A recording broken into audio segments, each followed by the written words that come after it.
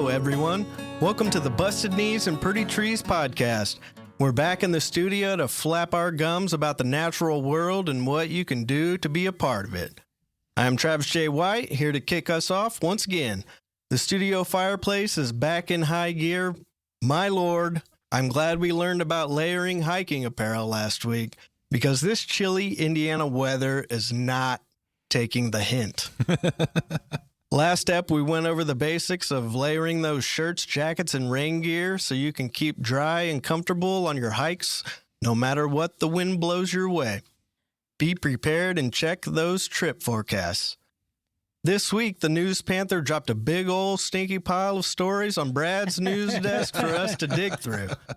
So much so that the Busted Knees crew will be sharing anchorman responsibilities on today's show.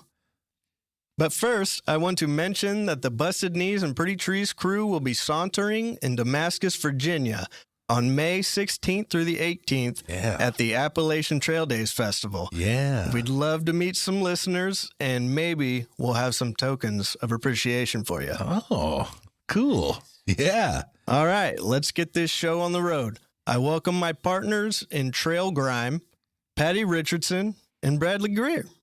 Hello. Hello. Yeah, good to see you guys back down here in the Dungeon Studio. Man, it's always a joy and a treat. The best day of the week. Oh, I so agree, chilly. dude. Yep. It is a wonderful day. Yes, it is. Paddy, Yes. you just recently went on a week-long vacation? Yeah. Out east. Yes, we did. And you did some pretty cool stuff. Yeah. Tell us about it. So the tradition started when Bazzy was 5, when we took him out to Zion, or when I took him out to Zion. We always try to go history or national parks while we have that week to be able to just travel wherever we want. So this year we went and started our trip in Gettysburg and then traveled down to Shenandoah National Park. And then from there we traveled to Washington, D.C. for a couple days. Yeah. Yeah. Did you see any yellow trilliums in Shenandoah? You know, I was looking like crazy and my wife said they weren't trilliums, but I'm not entirely sure. I would actually had my eyes a bit higher. I did the red buds. I did a lot of birding, is what I mean. It was fun being out there in a different environment, kind of walking around and seeing some of the different things. So it was super fun. Very, very fun trip. We all enjoyed it all, and we're happy to be back. You know, we kind of wore ourselves out. What was the highlight of DC? DC for us, Cherry blossoms? Well, fun story is apparently there was some pretty strong winds that blew in there the night before or a couple nights before we got there. So the streets were adorned with tons of pink and white petals. The trees themselves were pretty wiped out. That's such a bummer. Yeah, it was a bummer. Bazzy's a big Japanese fan and was pretty psyched to see him, but oh well. I would say the highlight, though, if you guys ever or any of our listeners ever find yourself in Washington, D.C. overnight, is to go to all the monuments at night. Yeah. It is so awesome. Oh, and I bet they just have them lit up. Oh, they light them up. There's about 6,000 less people. It's just such a different experience. Yeah. And then a lot of those monuments are kind of like up on a hill. In some regards, so especially Washington Monument, you're up pretty high, so you can see this amazing view of the White House and then the D.C., metro area, kind of right around that. All the museums are lit up. It was super beautiful. Cool, dude. That super architecture. Cool. Amazing. Nice. And every building that you walk by is a plaque that says something historic and it's so it was great. Did I ever tell you me and Travis went there with Brian, who was a guest on the show? Yeah. And it was the day before a blizzard and it snowed 34 inches. Whoa. And we were like the only three. We were still out going to do some of the Smithsonian's were still open. Some of them were closed. Yeah. So we were still out there doing whatever we could see. That's insane. Amazing. All those white buildings just completely covered in snow. You can't see the streets. Some of the statues are just covered. It was crazy. Wow. And we were walking right down the middle of the street. Yeah. Dang. It was like DC was shut down. Yep. Every memorial that we went to, we were the only people there. No vehicles. It was crazy. That is so crazy. Yeah. 0 vehicles on the road. Gosh darn, that's awesome. Yeah. This would have been back like early 2000s, right? Like 2010 or something. Yeah, and we still got into the Capitol building. Yeah. And we still got into one of the museums. Yeah, I think it was the natural history. Yeah. Yeah. And we walked around all the monuments and Cool. everything. So we got to see everything just completely snow covered. We just had to walk every single place we went to. Yeah. I found DC to be, I would go back in a second. Yeah. I'm not a huge fan of what's going on there right now. So it kind of took some convincing for my wife to go. But once I got there, I quickly realized that it was just this, it was separate of the administration. You know what I mean? So that was super cool to me. It was super. It was it was awesome, dude. Like it's ours, right? Yeah. All that's government paid for. Yeah. Right. National Park land. Yeah, the National Mall is where the monuments are, so it does actually check off the National Park off our list as well. The National Mall is considered a national park? Yep, and then we went to Ford Theater, and the people that run Ford Theater, I'm sure there's different organization stuff, but the guy that gave the speech from the theater floor was also a park ranger, federal park ranger. Nice. Yeah. That's very cool. Yeah, very cool. Sounds like an awesome trip, man. Awesome trip. Bradley, I have a couple of questions for you. Oh. Since Patrick's been to some parks this last week, you've been to a lot of local parks. Yeah. And I don't know if a lot of people really get a lot of information about these parks from a birder's perspective or just somebody who enjoys being outside. True. Yeah. Which parks have you been to, and what do you like about them? Yeah, and it does kind of depend on the weather. That influences which park I go to, but like Eagle Marsh stands out as definitely like the number one favorite. Yeah. They do have awesome trails. When it's been raining a lot, it can get pretty muddy, but there's also places you can stay where like you're not going to get muddy, even if it is super wet. And there's so many crazy encounters I've had there. Hawks flying straight at me, just like you always see random weird stuff going on, and it's awesome. Yeah, the pictures you send to everybody in the chat, I'm just like, what? How do you get those? It's like, somehow I just almost like stepped on a red-tailed hawk when I was walking down a trail. Yeah. But then also there's like, I didn't know about this. I think like Paddy was the first place to tell me about Lindenwood Preserve. That place is amazing. It's right across, like I knew about Lindenwood Cemetery, which is a beautiful cemetery, and the preserve's right across the street. And that place is awesome. They have bird feeders out. So there's all kinds of birds you can see just standing at, and it's right at the entrance. Man, yesterday we went there for just a little while before I picked up Sebastian, and it like Brad described it as a wall of bird song. Yeah. And when I got there, just in the parking lot, There's before you walk in, you're like, oh my God. Yeah. First thing I said to him when I saw him on trail was, dude, this is beautiful. Yeah. And same thing. It can get a little muddy there, but for the most part, you could be out there in sneakers. They have a lot of bridges and stuff. And you can go back to a little pond. It's an awesome local park that well-traveled trails and and they're like kind of have either like a mulchy or like a stone surface. So if it doesn't get muddy. They're really well maintained. Yeah. Good drainage. Yeah. It's an awesome park. There are a lot of awesome parks around here. It's been a blast. Yeah, that's for sure. And I just realized there's a little park. Well, I kind of knew it was there, but I never really took a good look at it. Right there on Lake. And I was like, we need to go take a walk around. Oh, yeah. The Rose Park that they have out there? Lakeside Park. Yeah, is that what it's called? Yeah, Lakeside it's Park? awesome. Yeah, that's a beautiful park. Yeah. And that's just, you're going to see all sorts of stuff because you got water. Got to have some water. Yeah. Yeah. Pretty cool. Oh, Brad, I had one more question for you before the news panther took off. I'll allow it. Ever since the last episode, Patrick mentioned that it was so hot when we went on the Bloodroot Trail that he would have been better off just being ass naked. Yeah. Yes. And I was kind of wondering, like, what's the other rules and restrictions when you're out there in the middle of nowhere on federal land in terms of how much much clothing you have to wear? Well, I mean, the same indecent exposure laws and stuff still apply. You're just under federal jurisdiction. What if it's not indecent?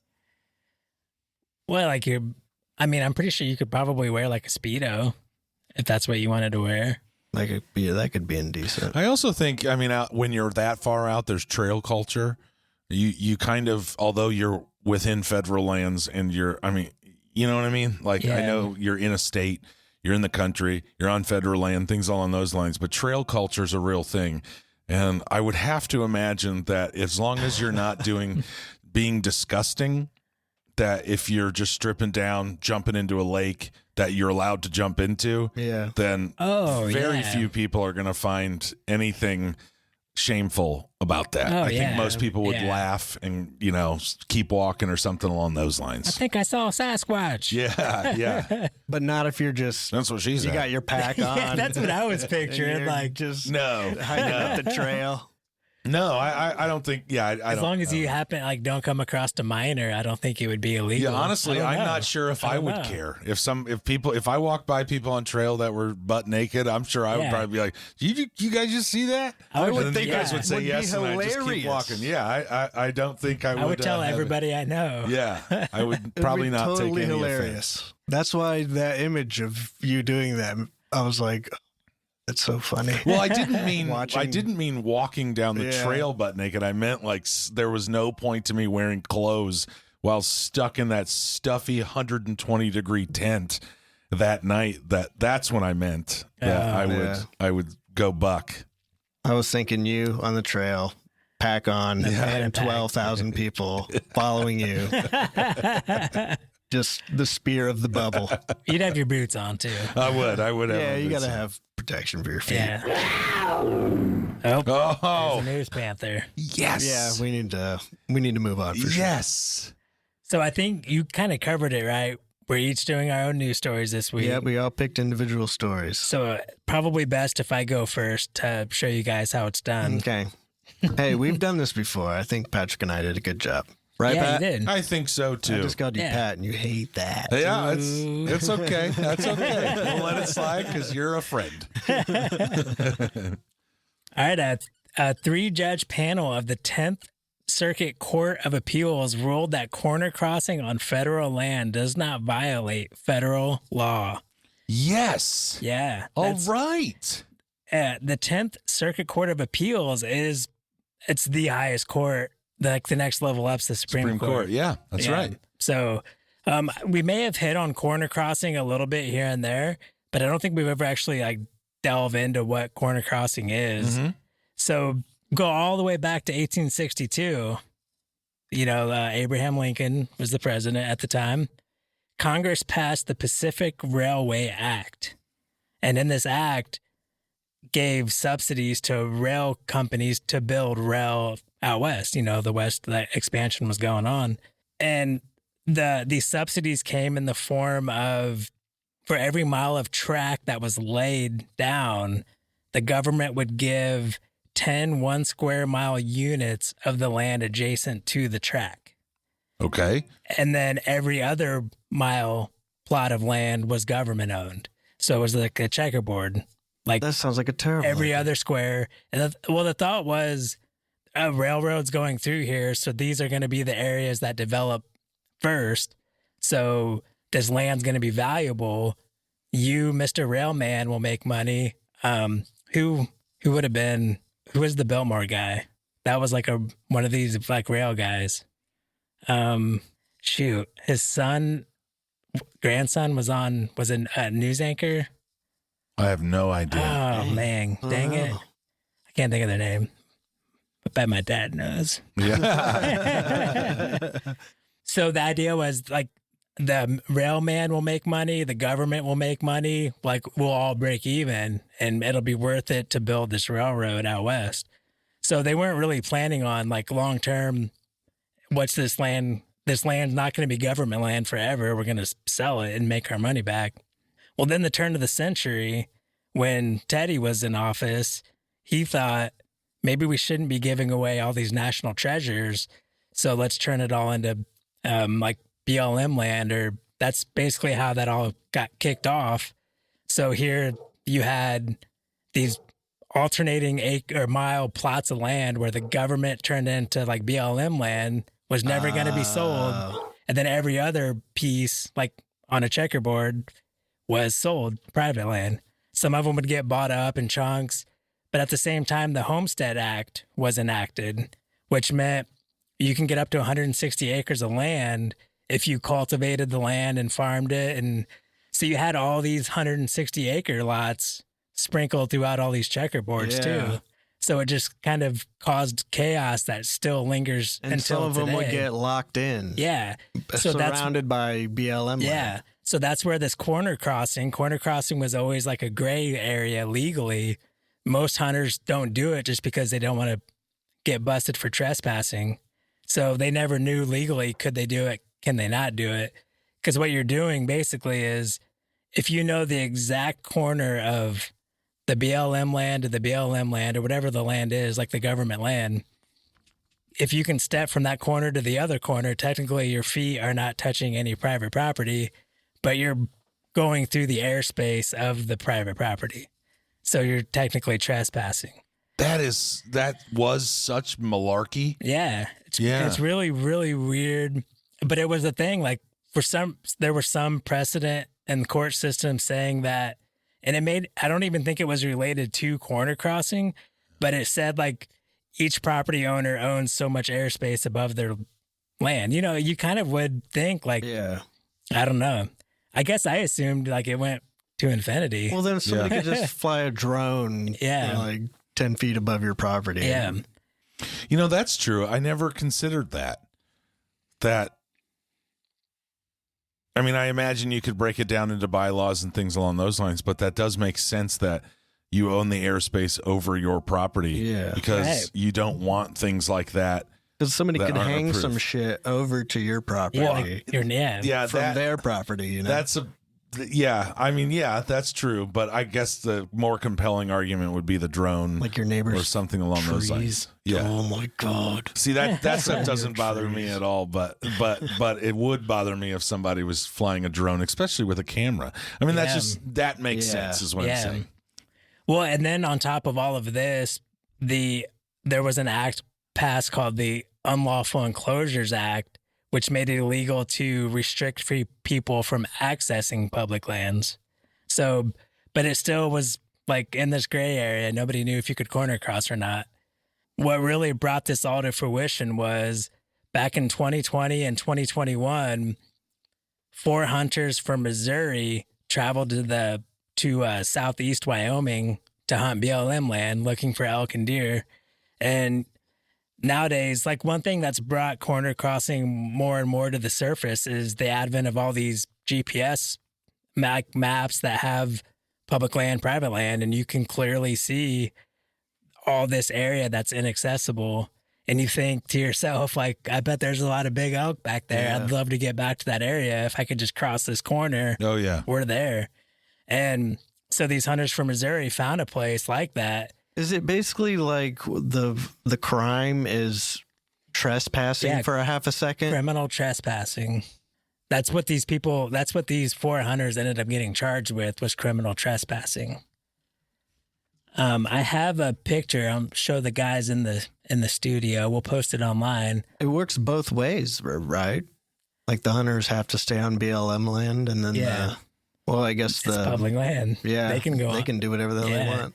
And we'll get into some of that here in a second. So you'll see, and we'll post images online or on our Blue Sky account, because it does help kind of clear it up if you look at a map where you see private and public land. So all the green on this map is public land that's inaccessible because has a corner of private land on each side. So people would just start looking at maps and say, look how many hundreds of acres of land I can't get to. So these guys decided to test it and said, screw it, we're going to go do it. They looked up the law on the Wyoming Fish and Game website, and they didn't see anything saying you couldn't corner cross. So they said, let's give it a shot. They just so happened to be fence builders. Oh. So they built this it's almost like a step ladder like with the ladder, like a V ladder going up both sides or an upside down V. So because this place that they went to, they actually like, it's Iron Holdings Ranch is this ranch that's part of this lawsuit. They built fencing and put posts up on that corner so you can't just walk straight through it. Like you couldn't physically get through it because they put posts and fencing up and like a chain across the public land. So they built this little step ladder to be able to just climb over it. And without destroying somebody else's property. Yeah. Because that's definitely where it becomes, and we'll get into some of the judge rulings, but that's where it becomes criminal. Like that's if you damage or like in any way mess with what they have going on their property, you're in trouble. Whoa. Yeah. Good for them so far. Yeah. Well, so in 2020, these guys went out there, they hunted, they were successful.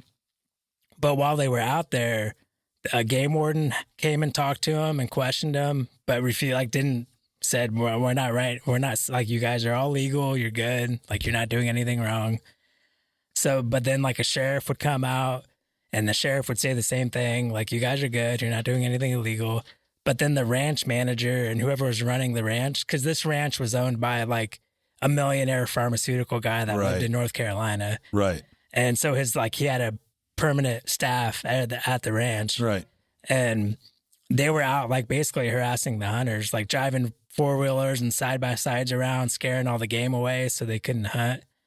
But these guys were I listened to a podcast where these guys were on, and they said they were successful still. So then they went back in 2021, and somehow these guys found a prosecutor that's willing to press charges. So they directed the police to cite them for criminal trespassing.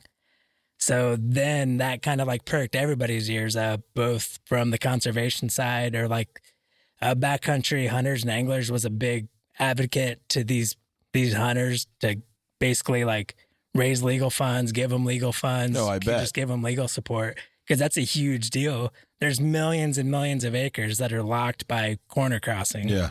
That would open up if this case was successful. Wow. That really, like, you wouldn't think that stuff like that was happening. It's just something you never think about. Yeah. And to think that it's millions of acres of land. Yeah. Theodore Roosevelt Conservation Partnership was another one that was a big contributor. Like the Meat Eater Group, if anyone's heard of that. I know they had these guys on and the lawyer on to talk about this case. It's pretty interesting to listen to. But it all paid off because they were found not guilty. Yes. And it was a jury trial too. So, wow. Yeah. So a jury found him not guilty.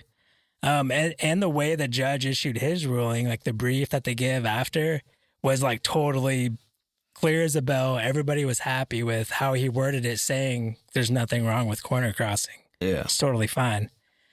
So then came the civil lawsuit because now this guy claims his property lost $9 million in value because he doesn't have sole access to this public land that he thought he had.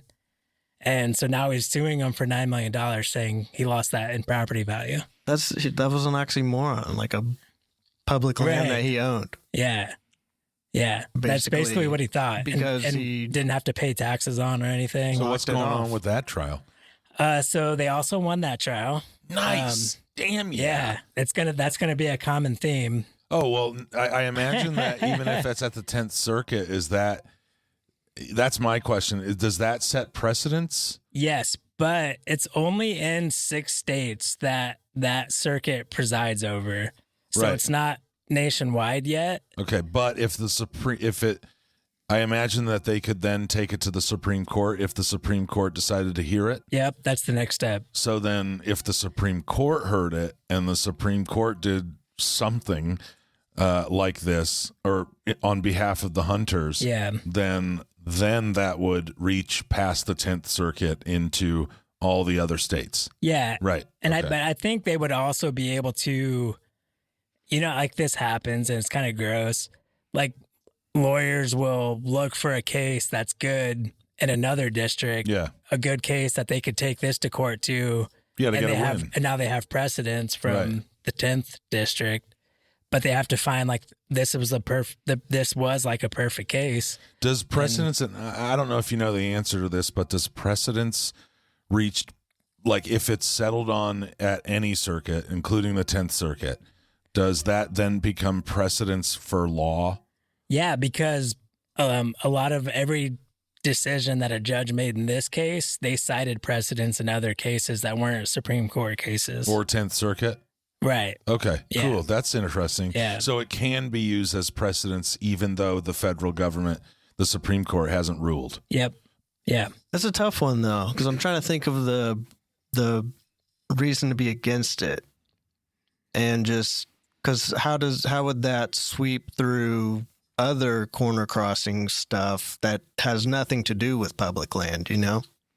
Well, I imagine that's up to the lawyers and the judge, the way that they worded it. Yeah. Like he's saying, the way that he read the law and worded his opinion was probably if all those people were pleased with the ruling, I imagine that his wording had something to do with this doesn't extend to the city or something like that. Yeah. You know what I mean? Here's a quote probably from very specific.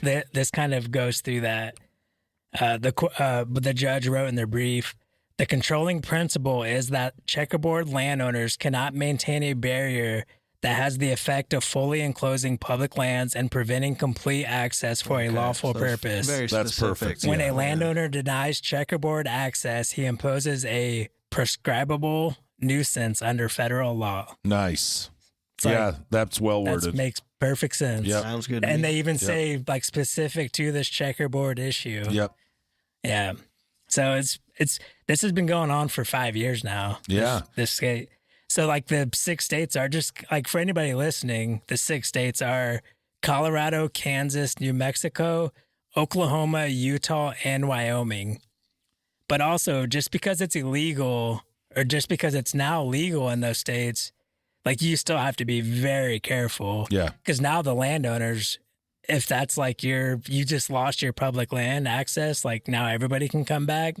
They're going to be super keeping an eye. Like, you know, you just got to be super careful. Yeah. The Onyx and the GPS maps, they're not that, like you can't trust that where it's showing a corner and where it shows your little dot. Yeah. Like you can't trust that. There has to be a landmark. Or like in this case, these guys had the fence that was on the corner of the property so you could tell exactly where the property is.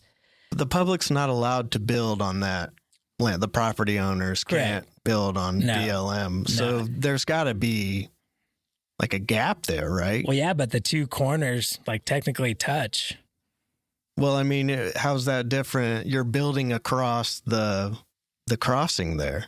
Because the ruling Either states way. that this can only be part of the grid process, and then also your property is only subject to this ruling if it then blocks in any way public lands. I know what Or it could just be one of those things like who's going to come check. Right, that's what I'm thinking. It's just who's going to come check. But like, that would be illegal too. Yeah. To put something on Because public technically, land. Well, and that's kind of where these defendants, the hunters, were like citing the Unlawful Enclosures Act. Like you can't block the public from accessing public land. Yeah, it's a weird. This is one of those stories where you're just kind of like, what the hell? You think it would have been figured out long ago, though? You know, that seems like something that's probably been a problem for a while. I think one of the 10th Circuit judges, and I hope I don't get this wrong, but they almost made it sound like the federal government has basically like the responsibility. They should be creating easements to be able to access these public lands by whatever means they need to do, eminent domain, whatever. See how much these people like that, like, whoa, we're going to come in and build a trail through you. Like, we're going to take a piece of your property and build a trail to get back to this public land. Yeah. Well, out of curiosity, I would wonder if that would then make the property more valuable, because then you're not as valuable as if it was you're the only one that can get to it. No. Less privacy. You don't have people walking through. Well, because when you're rich, you're not looking like, oh, I could rent this place out for a lot of money. If you're like a millionaire farmer, bro, in North Carolina, like you don't care. That property is like just your fun place. Yeah, I understand that. I think it's obnoxious. I don't like when These people are this way. It's been that way for generations, you know, I would imagine. Yeah. So they just grow up. Yeah, the whole Yellowstone series is kind of based on those land rights. I'm assuming he got them from the Homestead Act and that show. Interesting, yeah. Because that's where like their prequel show was. What was it called? 1871. Yeah, because the Homestead Act was like 1862. Nice. So there you go. You have a little bit of history for that TV show. Yeah, it's been fun. I don't know if I've known you for 5 years, but for almost the length of the time, or all the length of the time that I've known you, this has been kind of a concurrent topic that you bring up in conversation. Yeah. So I've been not as invested as you or most people, but from the wayside, I was definitely rooting on these hunters. So it's pretty awesome that I mean, stick it to the fucking man as far as I'm concerned. Yeah, that's so why it's it's just like one of obnoxious those- to me. It's one of the few like feel good, like, yeah, the fucking good guys won. Yeah, the small guy. Yeah, the small We finally guy. punched up and not been kicked down. Yeah. So that's a great story, dude. Yeah, thank you. Mucho Yeah. appreciado Yeah. for that. Happy hunting. And I Yeah. bet there's more to come. Happy corner crossing. Yo, I would Yeah. have to It's gonna imagine that move they're up going the court system. That's man. right. Yeah. Straight to the Supreme Court. But this seems like, with the current Supreme Court we have, this certainly seems like They could be bought off. yeah, well, yeah, they could definitely be bought off, but I mean, like, this seems like something oh man. It's an easy win. Yeah, well, yeah, it's something I that don't know this if it's an Supreme easy Court win. would probably vote on, is how I can say it. Like You know what I mean? they would, because they even have the option, do they want to hear it or not? Right. They right. could say, Well, but that's like the good thing is the judges had such solid briefs that they gave, like rulings, because that's part of what they think about when deciding whether or not they're going to take a case Yeah. up, Yeah. was like, did the judge know what they were talking about? Right. So, Right. I tell you what, when I look online, there really is an agreement between everybody, no matter who you are, that do not take our public lands yeah. and we should have access to all of it. That's probably what I've seen over the, past year or so about that kind of stuff is we can all agree that no, Yeah, like we don't want imagine- you to sell that shit off. Imagine if more people heard about this story, because like this, Yeah. this just doesn't get out. Like nobody knows about it. Yeah, hopefully, whenever it gets to the top, it goes the right Yeah. way. All right, I left some pretty big shoes to fill. Yeah, you did. That story was awesome, boy. dude. It was a good story. Yeah, but that was. Who thinks they can? your attitude's a little off the chains right now. Travis, you can go next. Yeah, I got a good story. All right, brother, lay in. So if you haven't heard already, this bioscience company out of Dallas, they just de-extincted some animals. But let me give you a quick background on it before we get into it and what makes it a big deal. So Colossal Biosciences claims the prospect of reviving extinct species has transitioned from science fiction to a tangible scientific endeavor, with dire wolves at the forefront of de-extinction efforts. Dang. So if you're a big Lord of the Rings fan, Jon Snow. Or Game of Thrones. You said Lord of the Rings. Did I say Lord of the Rings? Oh, boy. Well, no, because I'm not sure if the orcs, the wolf riders might be riding dire wolves. Oh, that's true. That's true. But yeah, both of those. Yeah, Dude, They said science fiction. but It's that's more like how. fantasy. But that's how like fantastical dire wolves are. That they're in all the Yeah. best fantasies. Yeah, right. I also Jurassic Park. Because Yeah. my mind, when I think de-extinction, whatever that means, I'm thinking dinosaurs. Well, the thing is that's kind of not exactly what they're doing, but the concept that Jurassic Park threw out about, finding some DNA from a fossil. Finding a mosquito in a thing piece of that amber. sucked the Amber. blood. Yeah. And so they have been finding these dire wolf fossils all over the place, like in North America and think further south, possibly Heck, I don't know. But it could be all over. The moon. They were very versatile animals. What differentiates a dire wolf from, say, a gray wolf? Well, actually, a gray wolf shares 99.5% of their DNA with the dire wolf. Well, that makes sense. But the dire wolf and the gray wolf split like 5.7 million years ago in terms of evolution. Like Neanderthals and Homo sapiens. Yeah, so they're like incredibly different, but kept kind of evolving the same way. And dire wolves were just evolved with their heads were bigger, their legs were longer, and a bit more fearsome. I wonder if it's kind of like black bear to a grizzly bear. Like it's just a little bigger, a little like more aggressive. I'd say like that, yeah. That seems right, yeah. I mean, they'd prey on horses and bison and camels. Damn. And other, big animals.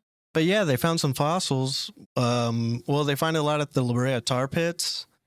And but they found a tooth like somewhere further north and also a skull. And they could use that DNA to splice it and edit it into gray wolf DNA. And then they implement that into like a dog, a hound. Damn. Do you think they're kind of like, okay, we identified the 0.5% of a gray wolf, cut that, take it out. We have this DNA from this sample, plug that in. Yeah, they use that. Have you heard of the CRISPR? Yeah. Like DNA editing. I don't know how the heck it works. Yeah. But they've been using that. You didn't dive into how DNA editing works to tell us? Come on, what man. The devil. But it seemed that they really edited. I think they said they edited 20 times on 14 genes to imbue them with like dire wolf traits, and how they determine, from the DNA which is which. I guess that seems very complicated, Brad. Yeah, that does seem complicated. Unless you're a geneticist, which I assume none of us are.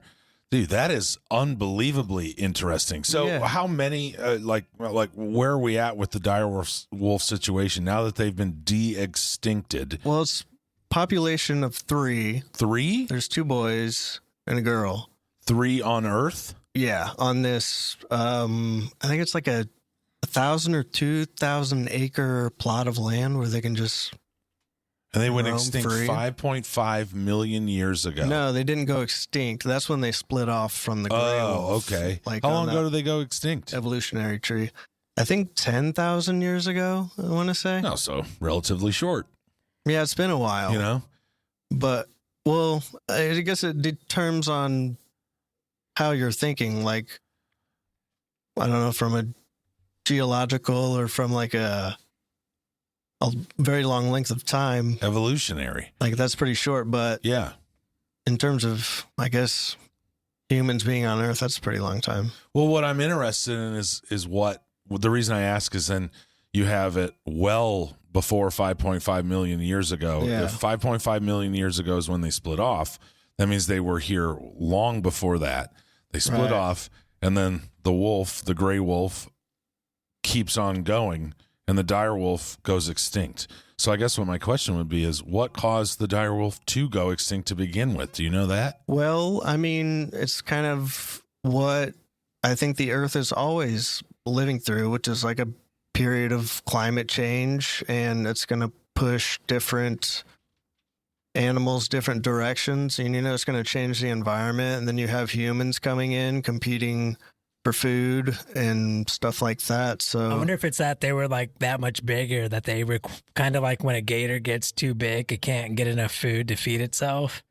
Like they're just too much bigger, and once they start competing with other species and humans, there's just not enough food. Interesting. Yeah, like it's I'm like just spitballing here. Yeah. It's probably a product of all those things, a little bit. Yeah. Because that's just how things work in nature. Like there's a constant competition for resources. Right. And sometimes another species will get all those resources or wipe those resources out too quick and they'll die off. Interesting. Yeah. Very interesting. I'm surprised that they can like claim de-extinction with one litter, because how's that one litter going to reproduce? Well, I mean, extinct there is nothing left. Okay. So de-extinct, I mean, endangered. So they're back, maybe only for a little bit of time. But well, it could be, but for right now, they're de-extinct. I mean, what would be interesting is I don't think how there's they work their way down that lineage of. There's controversy with saying de-extinct too, because there's some people that are saying, well, it's not the exact genome. You can't just modify a wolf and call it a dire wolf. What gave birth to him? Yeah. Did they come from a womb? A hound dog. A dog. Oh. Hound dog? Uh-huh. I That's don't know what kind specifically, so but... Like, they must have maybe just put a fertilized egg into a hound dog? Yeah. That's... A hound dog? What do they call that? When someone else... In vitro fertilization? When someone else has the baby and gives it... Surrogate? A surrogate. Yeah. That's a hound dog?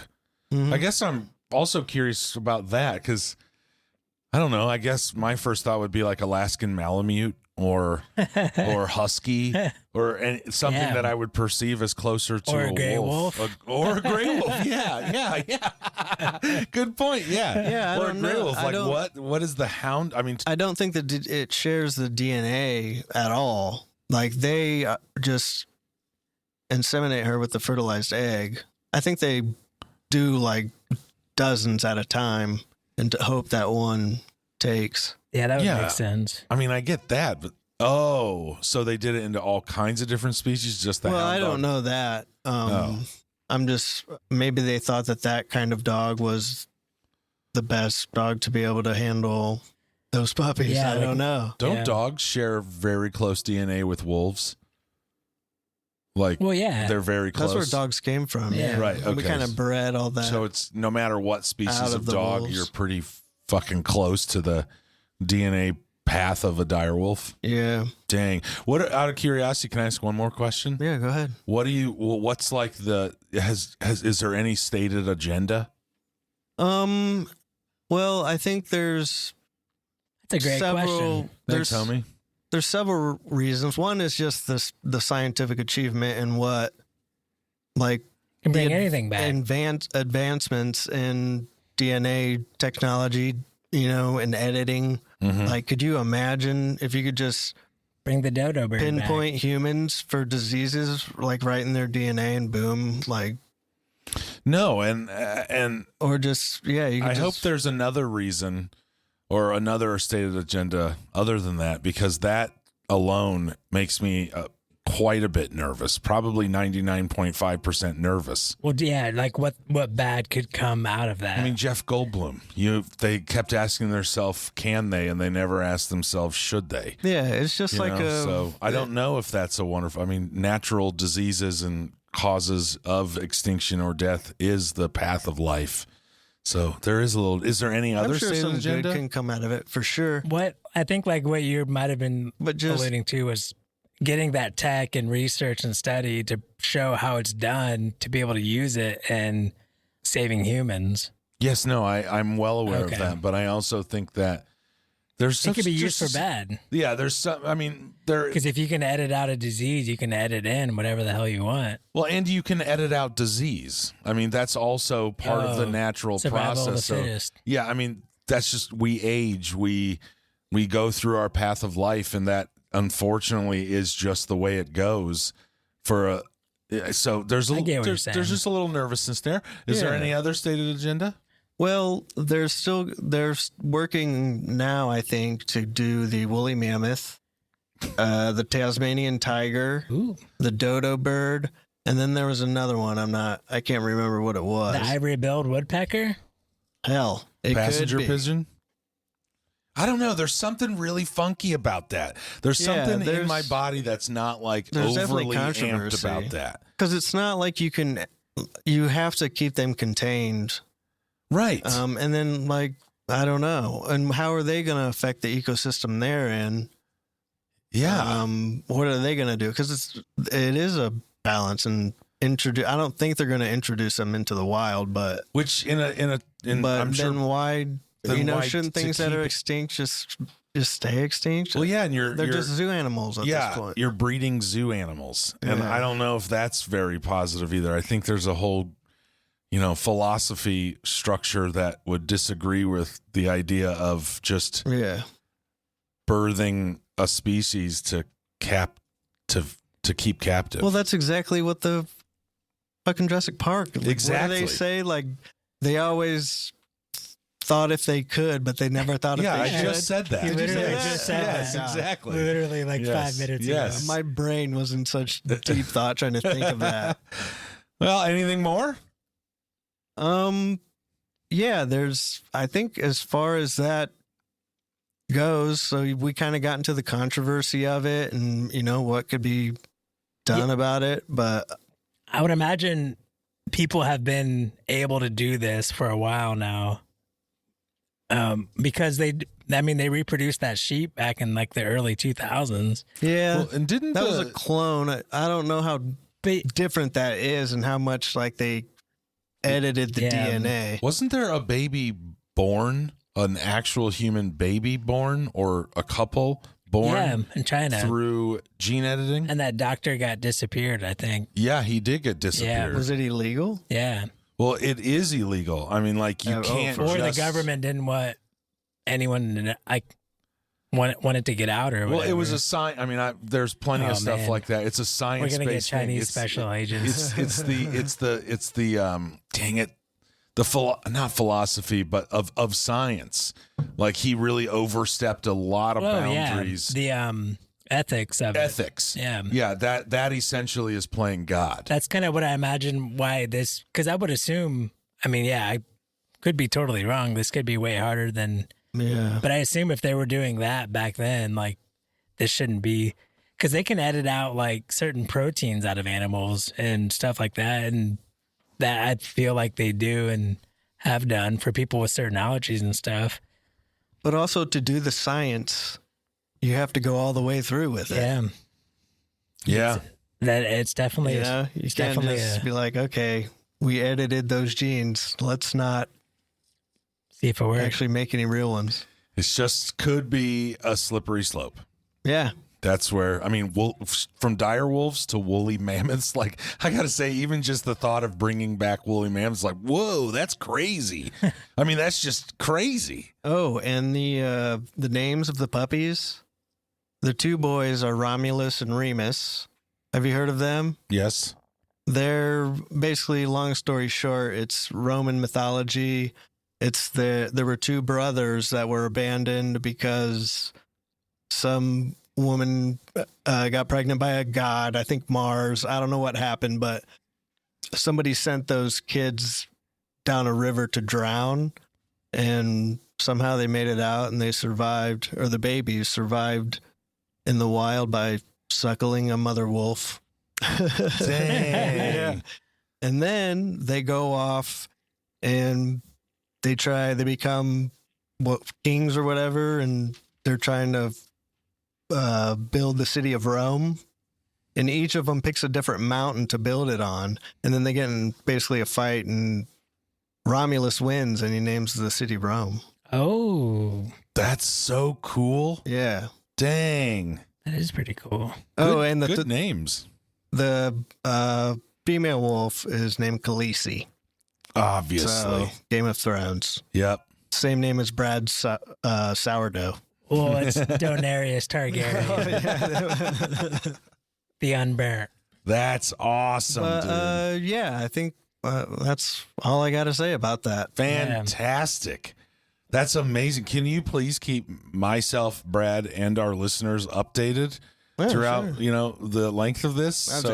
It's all over the internet. Dude, well... But search for the good sources, not just the headlines where it's dire wolves are back. Yeah. Like, de-extinct. Hide your dogs. Yeah. Well, how about you send me a couple of those links, and we'll have our guy put it up on Blue Sky. Will do. All right, cool. Paddy, I'm excited to hear yours. I kind of had a sneak preview. Yeah. I'm excited to hear you talk about it. Yeah, I'm in. What you got? All right. So here we go. My news story is not so much of a news story, I will admit. But it is more of a story of intrigue, mystery, and riches. Ooh, riches beyond belief, to be exact. Have either of you ever dreamt of what it would be like to be on the hunt for buried treasure? Like Indiana Jones? Hey. Dude, all the time. Maybe you've seen movies like The Goonies, my all-time favorite, and dreamt of one day stumbling upon a centuries-old pirate map, sending you and your friends on a treacherous treasure hunt straight to a well-guarded, one-eyed Willie's hoard of gold and doubloons. Or maybe you have dreamt of becoming a dashing young archaeologist hell-bent and determined to find humanity's greatest treasures well before the villain, or just before the villain. Well, while these are just movies, a very real treasure hunt began in 2010. Okay? In 2010, a very wealthy man named Forrest Fenn kicked off one of the greatest in real life American treasure hunts this century. Okay. Have you guys ever heard of Forrest Fenn? No. Okay. I'm intrigued. Yeah, this is, for me, extremely intriguing. It brings my childhood straight to the forefront. You're really selling this treasure hunt. Yeah. Forrest Fenn, without a great announcement, took it upon himself to bury a bronze chest filled with rare coins, ruby-encrusted jewelry, and many, many other valuables somewhere in the middle of the Rocky Mountain range. I think you're underselling it. There was like gold nuggets, gold coins. Yes. Like it was millions of dollars worth of treasure. Yeah, $3.5 million worth of treasure. Dude, that's like it's a stereotypical treasure chest. I think you wanted it to be right. that That's way. exactly right. Golden jewels. It's not just land deeds or pieces of paper. Stock it's options. Actual treasures. Dude, that would be unreal finding that. This guy's house, if you watch the documentary and some other things that I'll get into, this guy's house is just adorned with treasures from all over the world. That's what he did as his like night gig, if you will. Gold chalices and chalices. stuff in there. So I'll get into one of the pieces of jewelry that I find the most fascinating, just because I believe it was Egyptian, and it's just, when you see it, it's stunning. Okay. So soon after he buried this treasure, unknowing to anybody else, he published his memoirs called The Thrill of the Chase.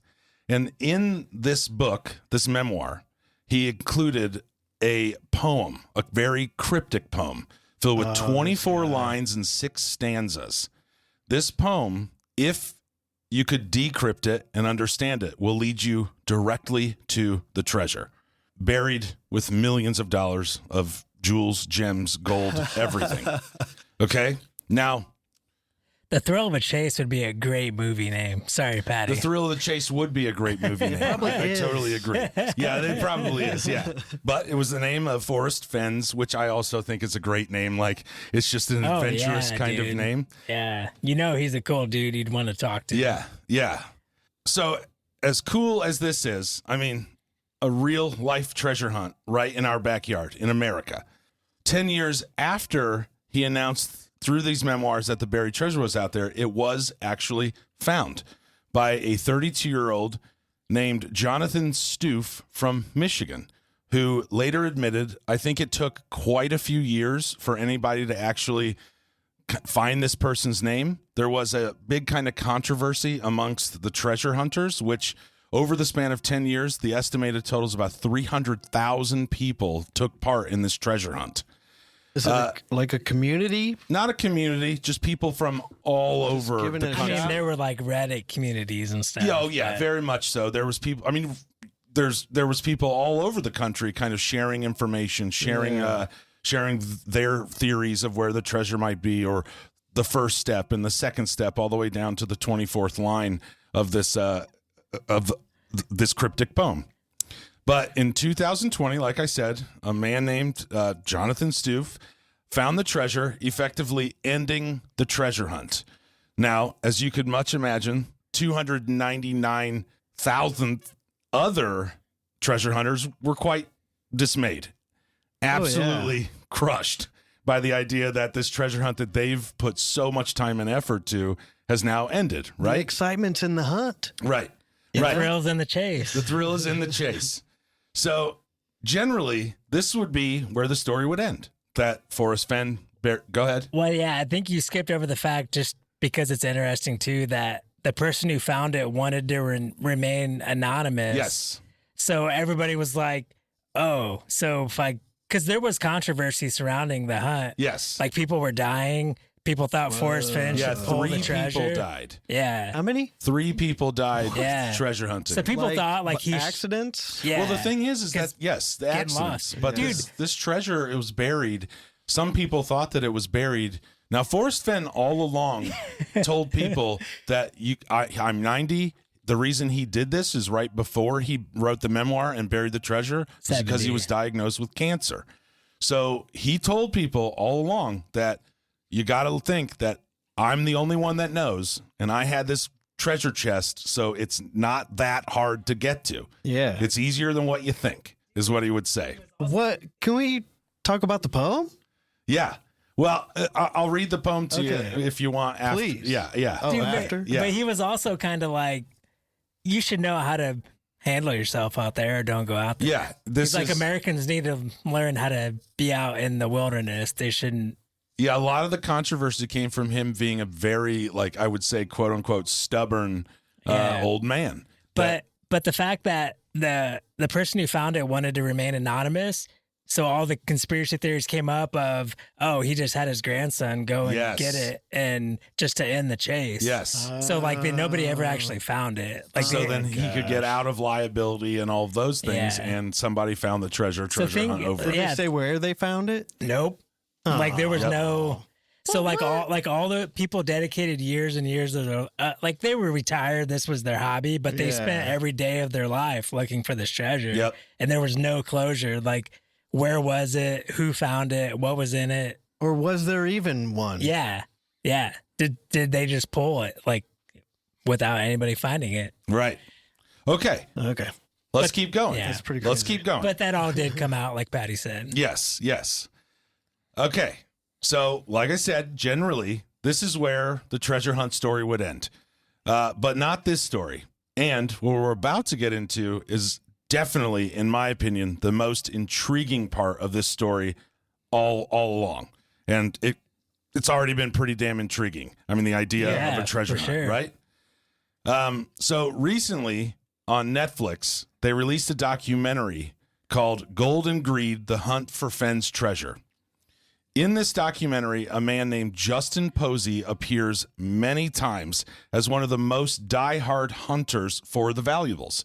He was on, I mean, a lot of people think he was the star of this thing. He's the guy that put all of his resources, all of his energy into these things. Are you going to spoiler alert us? No.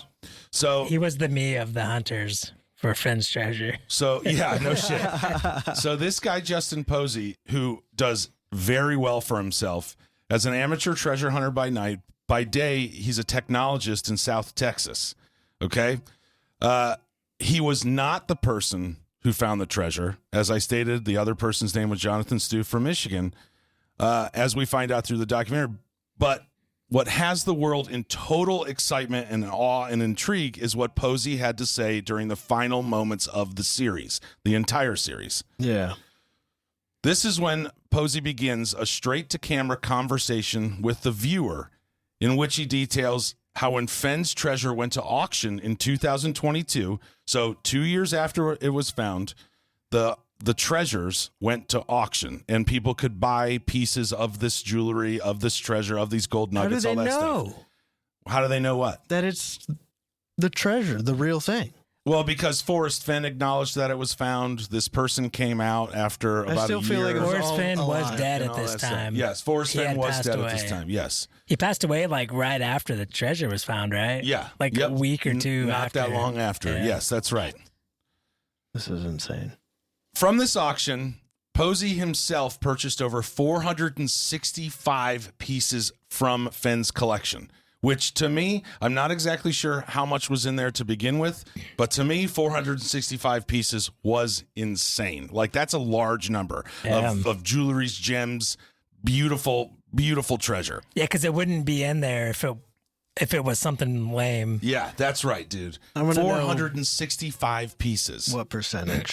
Yeah, is. I'll find that later and I'll let you know. I want to know how big this. Because I saw a picture of the bronze box. Was it a trunk? Yeah, no, it's a chest. Like I would guess, Like a big chest or like one of those little tiny baby it chests? seemed kind of smaller. Well, maybe tough to 16, carry? maybe you 16 got to think by it was 16. a 70-year-old man. Is it a He's two-man the only carry? person that the only person that knows about the treasure is Forrest Fenn. He never once admitted that there was any other person that knew about the treasure, right? So it had to have been big enough that a 70-year-old man who was just diagnosed with cancer can carry out to the backcountry far enough that he can write a poem, with 6 stanza directing you straight to it.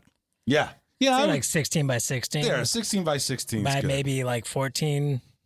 So as well as so included in the 465 pieces was, and this is the jewelry I was talking about earlier, is a solid gold dragon bracelet adorned with rubies and diamonds and other gems or whatever you call it.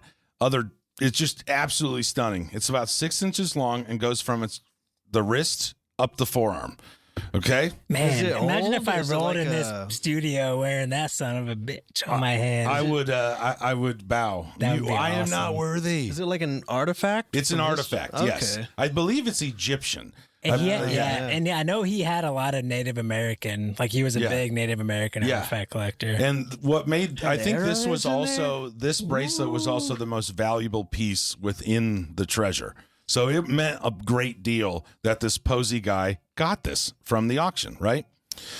So I'm going to take it to like another level because there's another level. Okay. So not only did Fenn bury treasure in 2010, and not only was it found in 2020, and not only did Justin Posey purchase 465 pieces from Fenn's treasure 2 years later, but in this straight-to-camera conversation he's having with the viewer, he then tells the viewer that in honor of Fenn's treasure and the magic that it has sparked in so many people across the country, he again buried the 465 pieces of treasure. No. And including pieces from his own collection. So originally Forrest Fenn's treasure is $3.5 million. The estimated total that he kind of alludes to is right about $5.5 million. He adjusted for inflation. Adjusted for inflation. So $5.5 million. So when speaking to where the treasure has been hid, Posey says, somewhere out there is what he says. Now, in the world? In the country. This is an American treasure hunt. Alrighty. The greatest American treasure hunt as of now. Now, this Netflix documentary was just released. So this treasure hunt is going on closely right now. So one more point to make. As Posey finishes his straight-to-camera diatribe, he tells the viewer that he has hidden the clues to the location of this treasure we can call Posey's treasure throughout the documentary itself. Wow. Right. Maybe in the form of what he's saying, maybe in the background of his home where he's being interviewed, or the car that he's driving. There's a lot of theories out there after I've been starting to look this up. People are already on board. Yeah. You know what I mean? Like let's go get it. Like my mind immediately goes to, I think his very first scene when you see him on camera, he has this huge clock like hanging above his fireplace, but it's huge. Yeah. And I think he I don't know if he was setting the dial, but the first thing he's doing is going and taking the minute hand and like winding it up and going to a certain time. And I remember thinking like, is it like 5:10 right now? Yeah. What was that? What? Most of the people, when they heard this, it is very evident. Most people, you have that kind of consideration throughout the documentary. It's like, most of the interview he's doing is in front of this huge computer setup, and every screen is on with a different picture. Yeah, because he's a programmer. Yeah, he's a technologist. Yeah. Is this some like Sorry. Mr. Robot?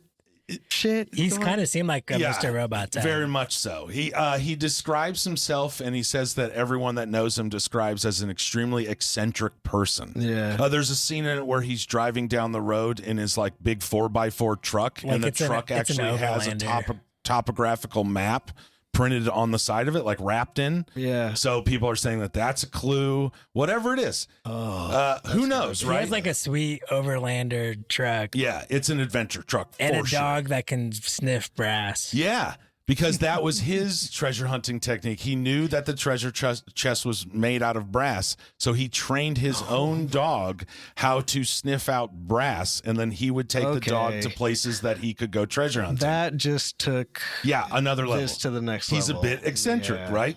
So who knows where this... respect it. That's hardcore. How else are you going to even start?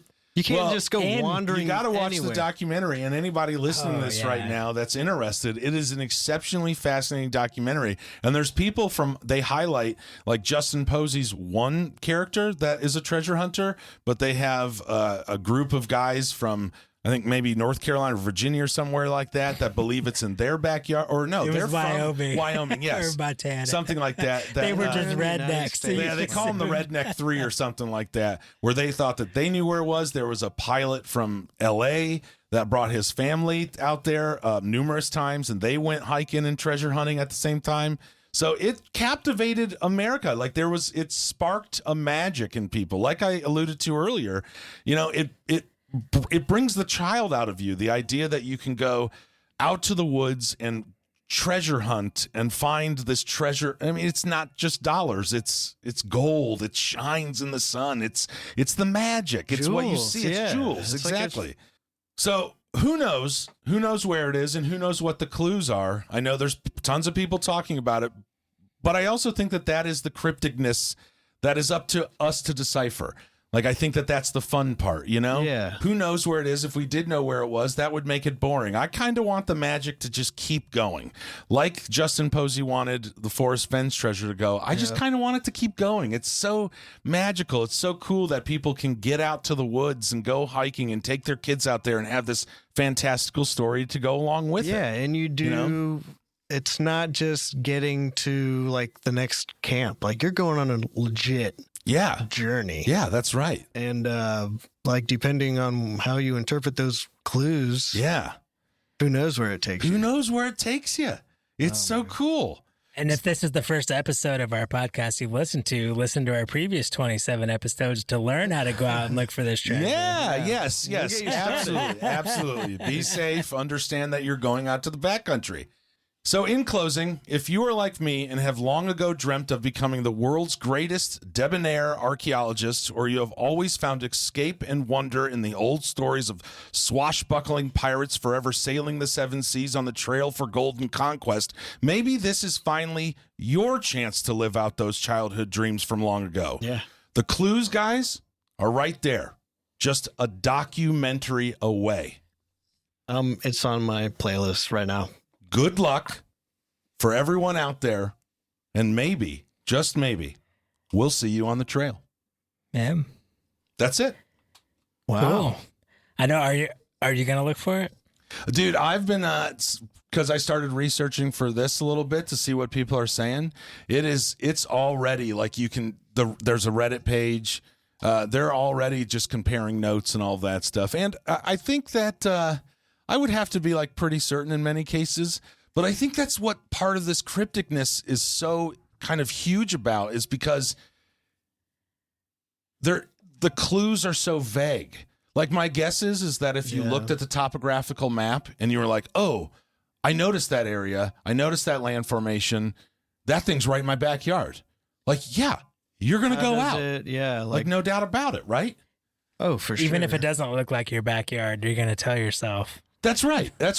So I think that no matter what clue you look at, I think if you have like any sort of inclination that it might be there, then I think, I would absolutely. Yeah. Some of these people spent a crazy amount of money and a crazy amount of time. Like I think one of the hillbilly or the Redneck 3 got divorced over it. Whoa. Like I imagine that's those dudes like you're so dedicated to something, like, and it's something that may not have a payoff, like a wild goose chase, you know? Yeah, and they dedicate like a significant portion of their time to that. Oh, a significant that would be hard. portion. That'd be hard. It's kind of like the number 23.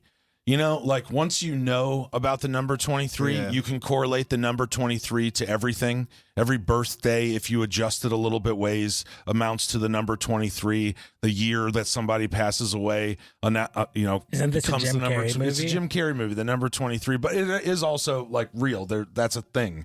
So it's kind of like that, where once you get into it, then you can easily, and it seemed like these characters easily started deciphering everything under the guise of the thought that they were already having. So it just further pushed them into more belief of I'm in the right area. I just have to dig further, or I have to walk further. And in 3 cases, we're this far, might as well keep going. Yeah, that's right. Or Forrest Fenn would give an opinion or like a thought, because every newscast or every interview he did, they're like, "Could you just give us one little piece of info?" And he would say, it's not west of the Mississippi or east of the Mississippi. And then so people would be like, my area is west of the Mississippi. It's got to be there. He twitched when he did that, and the corner of his eye was pointing at 92 degrees. Yes, so that's I think right. that means that's how insane these people got about it. I think there's probably a lot of overthinking it. I could imagine. Yeah. But yeah, that's what's so crazy about that cryptic stuff. That's why it's exciting, because I like puzzle games. I like the more challenging stuff. Like Debbie and I have been playing those murder mystery games. Yeah. They're so much fun if it's difficult. Yeah. But if it's easy, it's kind of like, Yeah. Like that wasn't all that fun. But the harder we have to think, and we do take things too far all the time. Yeah. We're like, that might be a little too much. And we'll bring it back. Occam's razor. Yeah, that's right. Yeah. What's that? Usually the most likely explanation is the explanation. Yeah. Yep. But yeah, it's hard not to start just imagining all the possibilities and going way too far. Yep. But fun nonetheless. Yes, sir. Are you going to look for it, Travis? Nope. Me neither. I don't think. I mean, I'll keep my eyes peeled when I'm out there. Yeah. I don't think I don't know if I ever would. It just brings that kid I would back. love to. Like if I had the time. Yeah. Oh yeah. I would love to. Yeah. Like if I was retired, shit. Yeah. My whole life would be that. Yeah. It would take just a good reason to get out there. It would take a good portion of your time doing research and all that shit. But anyway, let's we've had 3 great stories. Brad, yours was about the corner crossing. Yeah. Saga that continues. Yeah, very much a saga. Yeah. And mine was about the direwolf, which was de-extinction. Awesome. Yeah. In quotes. Yeah. And Patrick. Yeah. With your thrilling treasure hunt story. Yeah. Pretty good stuff. I didn't know what you guys were going to tell, and both your stories were really interesting. Yeah, it was fun. Awesome. It does make you, man, it's like anytime you come across a box in the wilderness now, you'd be like, oh, shit. It would have to be a pretty ornate box for me to touch it, because if you remember back to the other episode, the guy found the backpack and it was full of a bunch of drugs. That was one of your news stories from a long time ago. Yeah. And so there is that line there. It would have to be quite I would have to know that it's treasure. Whew. You know, I hope nobody else dies trying to search for this thing. Yeah. But, be careful out there. Yeah. Yep. Really. Be careful. All right, dudes, we really got to get out of here. So thanks for listening, everybody. Keep on sauntering. Yeah. Bye, dudes. Bye.